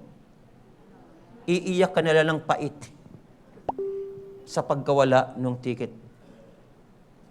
Ng ticket mo. Tama po ba? Mananangis ka na lang ng isang malaking panghihinayang na nawala mo yung lotto ticket mo. Ito yung pagkakataon na binigay sa atin ng Diyos habang po nandito tayo. Nakikinig kayo dito sa Bible Seminar. Pero kung ibaliwala mo ito, balang araw kapag napunta ka na sa impyerno, ito yung mangyayari sa iyo. Magkakaroon ka ng pagtangis at paggangalit ng iyong ngipin dahil po sa panghihinayang na hindi mo binigyang halaga ang pag-attend mo ng Bible Seminar na ito. Ang sabi pa po ng Biblia, inihagis sa lawa ng apoy at asupre, at sila'y pahirapan araw at gabi magpakailanman. Ano po? Pahirapan araw at gabi magpakailanman. Dito nga po, reklamo na tayo sa hirap, paminsan-minsan lang, pero nagreklamo na tayo. Pero kapag tayo po inapunta sa impyerno, sabi po, pahirapan, araw at gabi, magpakailanman. Ang kahirapan na mangyayari doon. Sabi po ng Marcos 9:47, kung ang mata mo'y makapagpatisod sa iyo, dukitin mo ito. Mas mabuti pa sa iyong pumasok sa kaharian ng Diyos na may isang mata, kaysa may dalawang mata at mabulid sa impyerno. Dito po, halimbawa po, kapag dinukit ko yung mata ninyo, masakit o hindi? Masakit po yan. Walang anesthesia, masakit yan. Tama po? Pero yung sakit na yan, maybe after a week, mawawala. Ang ibig sabihin po ng talatang ito, Yung sakit na maranasan mo kapag dinukit mo yung mata mo, pansamantala. Darating ang panahon na hindi ka na masasaktan. Pero, kapag ikaw ay napunta sa impyerno, ito po'y walang hanggang sakit ang iyo pong mararanasan. Walang hanggang kirot, walang hanggang pagdurusa kapag napunta ka sa impyerno.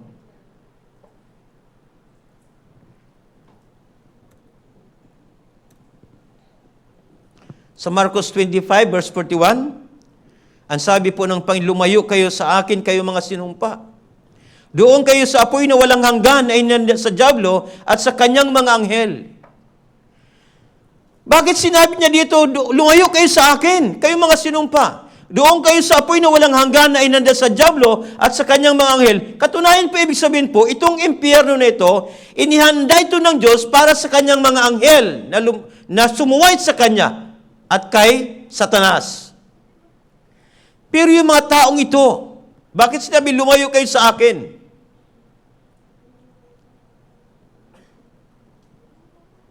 Bakit po? Sapagkat sila po yung mga tumanggi kay Jesus. Ang nais ng Diyos na dalhin po kayo sa langit. Tayo sa langit. Pero kapag tumanggi tayo sa biyaya ng Diyos, ito po yung magiging kapalaran po natin. Kaya nga po, mayroon isang lalaki na rin po napunta sa impyerno. Kaya ang sabi po ng Panginoon Hesus dito, sinabi po niya sa Luke 16, 23 and 24, at mula sa hadis na kanyang pinagdurusahan ay tumingala siya, at nakita sa malayo si Abraham at si Lazarus sa kanyang kandungan. Siya'y sumigaw at sinabi, Amang Abraham, maawa ka sa akin. At suguin mo si Lazarus upang itubog niya sa tubig ang dulo ng kanyang daliri at palamigin ang aking dila sapagkat naghihirap ako sa apoy na ito. Kaya ibig sabihin po, ang mapunta sa impyerno ay isang malaking pagdurusa. Isang malaking paghihirap. Kahit sumigaw ka pa doon sa impyerno, Lord, save me! Pero huli na po ang lahat. Dapat ang sigaw na ito, Lord, save me, habang narito ka pa sa mundong ito. In this Bible seminar, dapat ito nang sisigaw sa puso mo, Lord, hindi pa ako ligtas. Please, Lord, save me!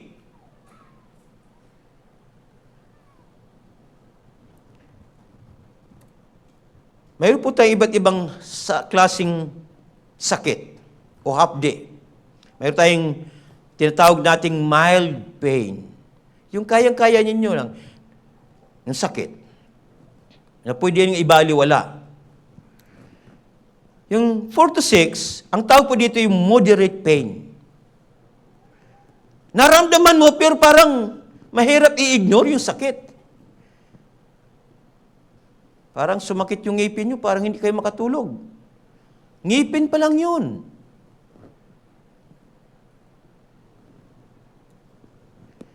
Seven to 9, ang tawag po dito ay severe pain. Yung mga taong mayroong pong cancer, mararamdaman po nila yung tinatawag na unbearable pain.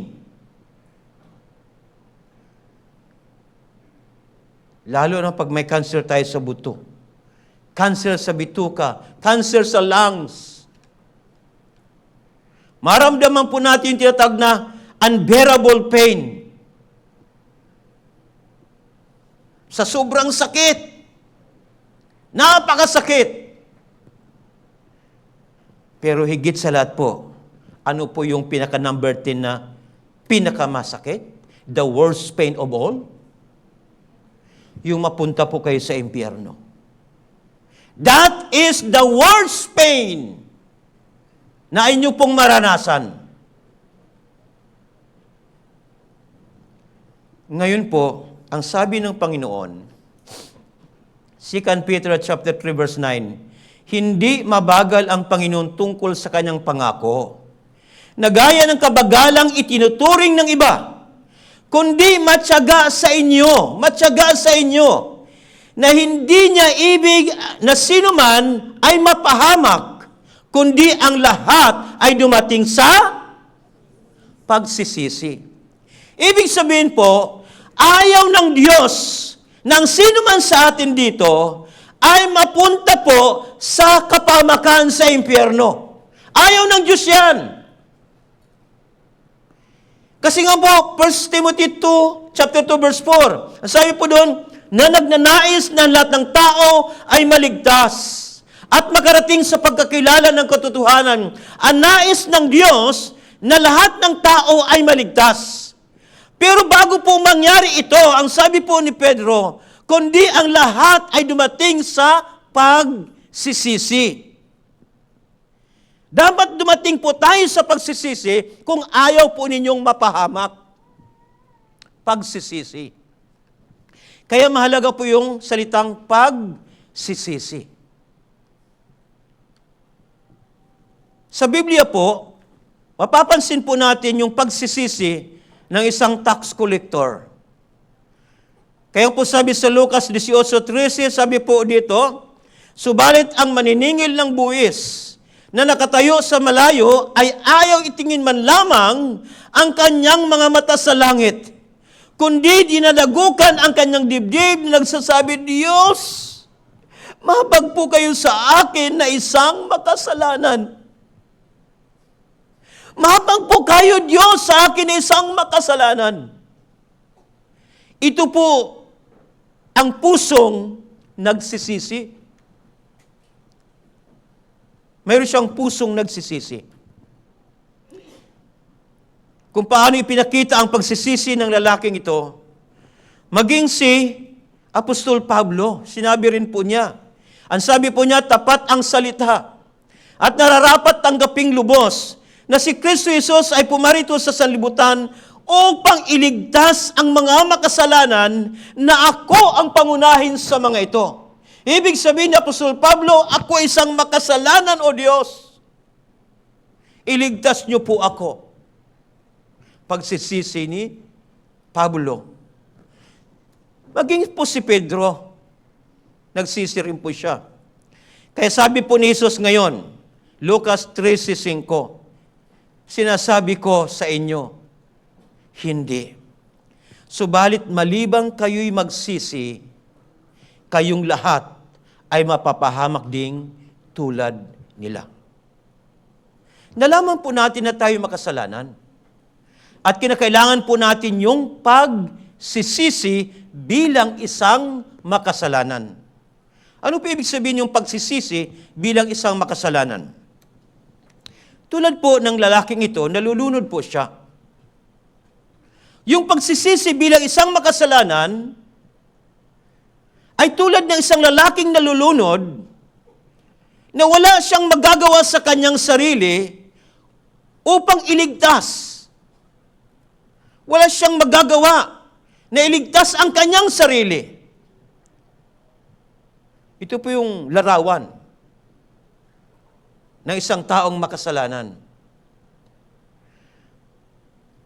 Kaya, sa puso niya, dapat ano po? Ako isang taong makasalanan. Makasalanan ako. Dapat sabihin niya sa Diyos, Diyos, mahabag kayo sa akin na isang makasalanan. Kapag ganito na po yung puso natin, ibig sabihin po, nagpapakumbaba tayo sa harapan ng Diyos. Kaya nga sinasabi po ng Biblia sa Isaiah 66 verse 2, ngunit ito ang taong aking titingnan, siya na mapagpakumbaba at may nagsisising diwa at nanginginig sa aking salita. Kaya ngayon po, silently, sa ating isipan, ano po masabi natin? Lord, ako isang makasalanan. Ako isang makasalanan.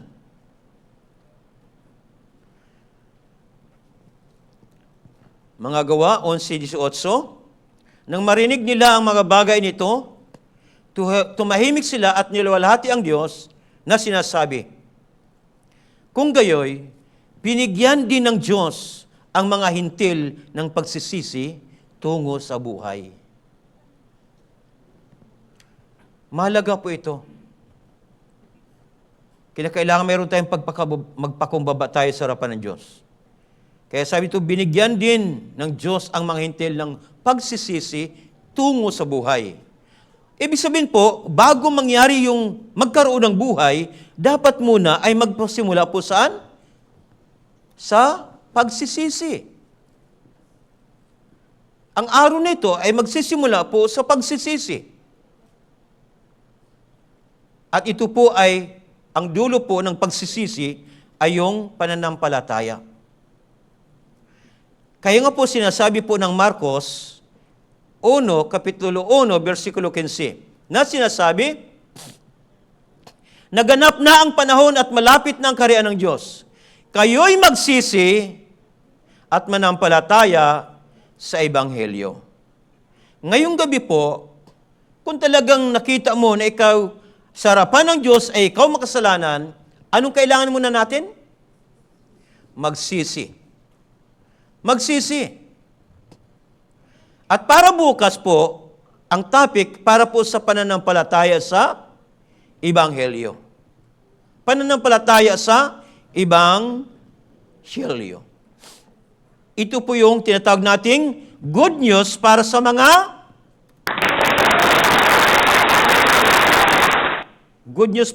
makasalanan. Kaya nga bukas po, meron tayong good news para sa mga makasalanan. Ito po yung sinasabi po niya sa atin sa Juan 3:16. Ano pong sabi sa Juan 3:16?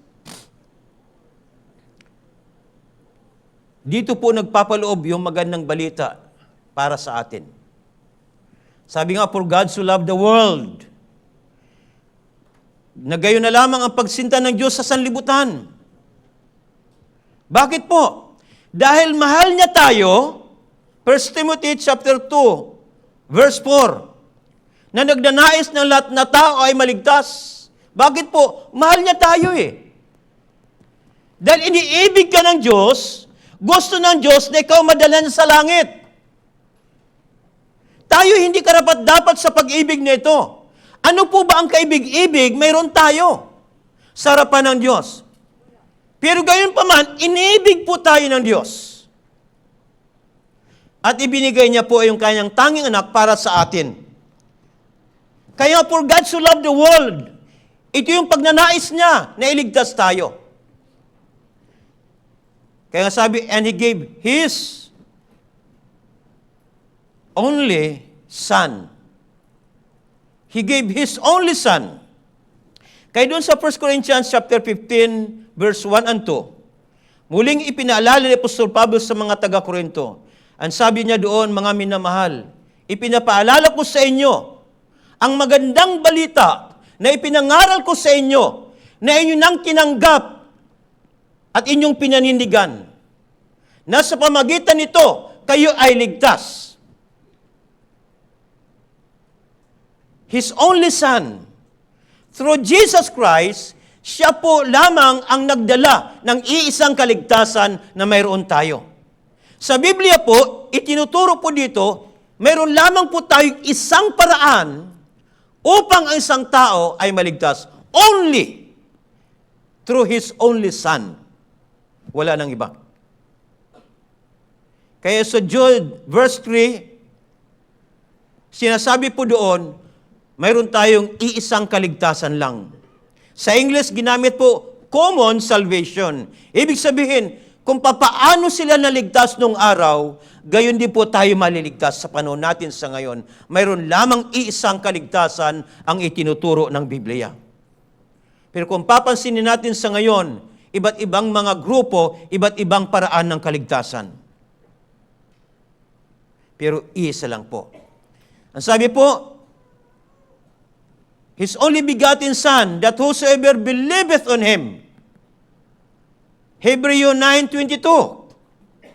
Hindi sa pamagitan ng dugo ng mga kambing at ng mga turo, kundi sa pamagitan ng kanyang sariling dugo, Siya'y pumasok na minsan magpakailanman sa dakong banal. Sa gayoy tinitiyak ang walang hanggang katubusan. Walang hanggang katubusan. That in Him should not perish. Ayaw ng Diyos na mapahamak. 2 Peter 3:9. Ayaw ng Diyos na mapahamak kayo. Kaya nga sabi po, ng 2 Peter chapter 3 verse 9, hindi mabagal ang Panginoon tungkol sa kanyang pangako, na gaya ng kabagalang itinuturing ng iba, kundi matyaga sa inyo, na hindi niya ibig na ang sinuman ay mapahamak, kundi ang lahat ay dumating sa pagsisisi.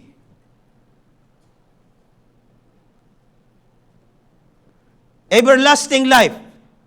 Hebrews 9:12. Na-memorize ko na kanina, sinabi ko na po kanina, yung Hebrews 9:22. Sa katunayan, sa ilalim ng kautusan, halos lahat ng bagay ay ano po? Nililinis ng dugo. At kung walang pagdanak ng dugo, walang kapatawaran ng mga kasalanan. Yes po, makasalanan po tayo. Pero po bilang isang makasalanan, mayroon po tayong pag-asa sapagkat sinasabi po ng Biblia, mayroong kapatawaran sa kasalanan upang tayo po'y magkaroon ng pag-asa na makapasok po sa kanyang kaharian.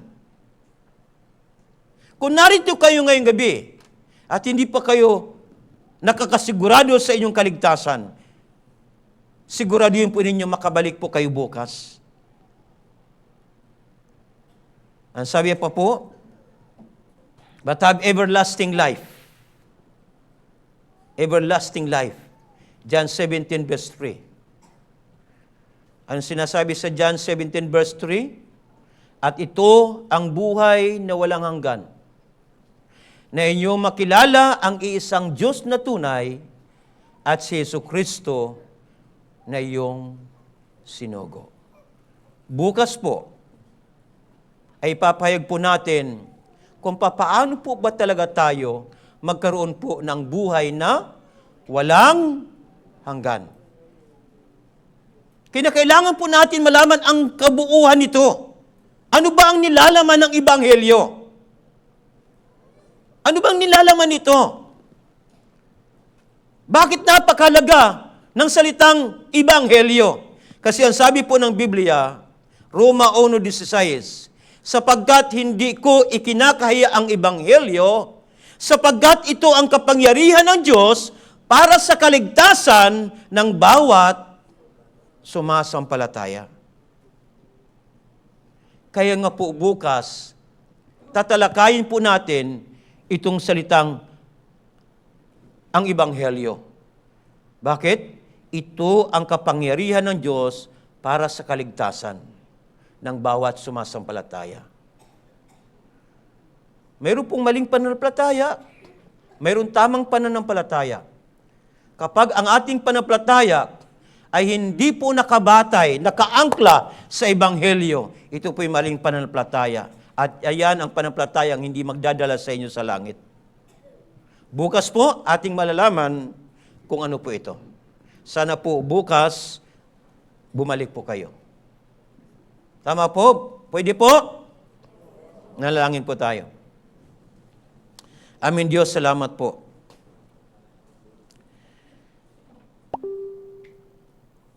Kami ay mga makasalanan. Karapat-dapat kami parusahan sa impyerno. Subalit meron kaming pag-asa dakilang Diyos na kami po ay makapasok sa iyong kaharian.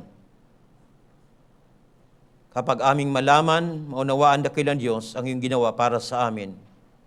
Kaya nga po, Panginoon, tulungan niyo po ang bawat isa na makabalik po bukas.